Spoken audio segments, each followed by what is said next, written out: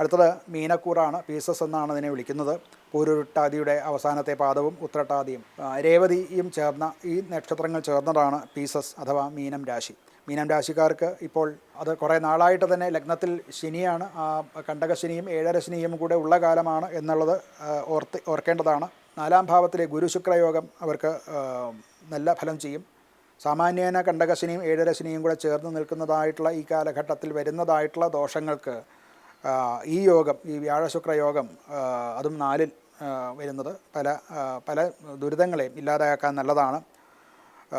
എന്നാൽ മാനസിക സമ്മർദ്ദങ്ങളും പ്രയാസങ്ങളും അവരിൽ നിന്ന് ഒരിക്കലും വിട്ടുമാറില്ല. അത് ലഗ്നത്തിലെ ശനിയാണ്. അതുകൊണ്ട് ഒരുപാട് ക്രൈസിസ് മാനസികമായിട്ട് അവർക്ക് അനുഭവിക്കേണ്ടതായിട്ട് വരും.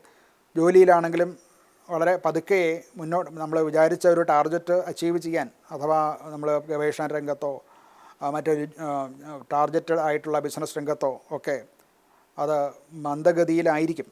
എന്നാൽ സ്ഥിരതയോടുകൂടി തന്നെ മുന്നോട്ട് പോകാൻ അവർക്ക് സാധിക്കുന്നതാണ്. പ്രത്യേകിച്ച് ഈശ്വരാനുഗ്രഹം പൂർണ്ണമായിട്ടുണ്ട്.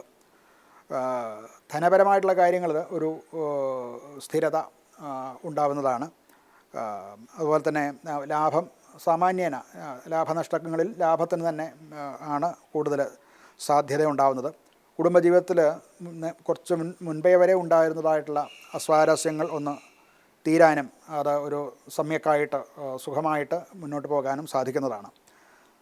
ആരോഗ്യപരമായിട്ട് ശാരീരിക പ്രശ്നങ്ങളൊന്നും ഇല്ലെങ്കിൽ പോലും മാനസികമായിട്ടുള്ള സമ്മർദ്ദങ്ങളും അതുകൊണ്ടുണ്ടാകുന്ന സ്ട്രെസ്സും ക്ഷീണവും ഒക്കെ ഉണ്ടാകും. അത് പൊതുവേ തന്നെ ഈ ഒരു കാലഘട്ടം അവർക്ക് ഈ 2.5 വർഷക്കാലം തീർച്ചയായിട്ടും അത് അവർക്കുണ്ടാകും. ഏറ്റക്കുറച്ചിലുകളോടുകൂടി തന്നെ ഈ കണ്ടകശനിയുടെയും ഏഴരശനിയുടെയും ഫലം ഇവർ അനുഭവിക്കേണ്ടതാണ്.